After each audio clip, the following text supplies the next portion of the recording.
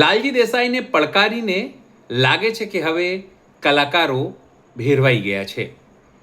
આ મુદ્દે હવે કોંગ્રેસના ખેડૂત આગેવાનો તો આગળ આવ્યા જ, પણ બાકી જે સંસ્થાઓ છે, બાકી અલગ અલગ સંસ્થાઓ છે, એ ખેડૂત આગેવાનો પણ હવે સીધી રીતે આવા કલાકારોના વિરોધમાં ઉતરી આવ્યા છે.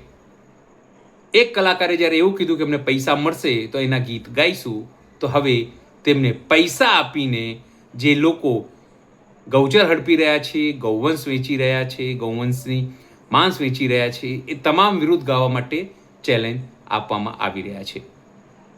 આ એક એવા જ રાજકોટના છે મહેશ રાજકોટિયા, એમને આવા તમામ કલાકારોને ચેલેન્જ આપી છે. નમસ્કાર, હું છું ચિંતામણી પુત્ર અનિલ પટેલ. સ્વાગત છે આપનું અમારા વિશેષ કાર્યક્રમમાં. આવો સાંભળીએ મહેશ રાજકોટિયાએ આવા તમામ કલાકારોને શું ચેલેન્જ આપી છે. નમસ્કાર મિત્રો, હું છું મહેશ રાજકોટિયા. ખેડૂતોની છાતી પર રાક્ષસી માળખાએ વીજ કંપનીઓ સરકાર સાથે સાંઠગાંઠ કરીને વીજ પોલ ઉભા કરી રહ્યા છે, ત્યારે તેની વિરુદ્ધમાં ગુજરાત કિસાન સંઘર્ષ સમિતિએ સમગ્ર ગુજરાતમાં અવાજ ઉઠાવ્યો. અને હું મહેશ રાજકોટિયાના એક આહવાન પર હજારો ખેડૂતો એકઠા થઈ હજારો ટ્રેક્ટરો સાથે ગુજરાતમાં પહેલી વખત ઐતિહાસિક ટ્રેક્ટર રેલી યોજી મોરબી જિલ્લાના ખેડૂતો ઇતિહાસ રચ્યો. તે માટે મારા ખેડૂત મિત્રોનો આભાર વ્યક્ત કરું છું. આ મહાકાય રેલીનો રેલો વાયા ગાંધીનગર થઈ દિલ્હી પહોંચ્યો, જેથી કૃષિ મંત્રી સાથે સાથે ગુજરાતની આખી સરકારને આ રેલીનો રેલો આવ્યો. એટલે જ આ ખેડૂતોના મુદ્દાને ડાયવર્ટ કરવા કૃષિ મંત્રીઓના ગ્રુપ સર્કલમાં રહેલા કેટલાક કલાકારોને કામે લગાડ્યા. લાલજીભાઈ દેસાઈની ભૂલથી બોલાઈ ગયેલા એક શબ્દ પર આખો દિવસ ધમાસાણ મચાવ્યું અને સંસ્કારની વાતો કરવા લાગ્યા. કલાકાર મિત્રો, આપ જે સંસ્કારની વાત કરો છો ને, એ સંસ્કાર ભાજપે આપેલી સ્ક્રિપ્ટ છે જે આપ બોલો છો. એટલે જ તમને મારા ખેડૂતોની કકડતી આતરડી નથી દેખાતી. મારી આપને બે હાથ જોડીને વિનંતી છે, આ સરકાર ખેડૂતોને આપે નહીં તો કોઈ વાંધો નહીં, પણ મારા ગુજરાતના ખેડૂતો પાસે પોતાના બાપ દાદાની જમીનો આજે અદાણી અંબાણી જેવી કંપનીઓ આજે કબજો કરવા આવી છે. અમારી ધરતી અમારી માં છે, એટલે જ સરકાર પણ સમજી લે આ મોરબી જિલ્લાના ખેડૂતો છે, અહીં તાનાશાહી ચલાવી લેશું નહીં, એવા સપના જોવાનું સરકાર બંધ કરે.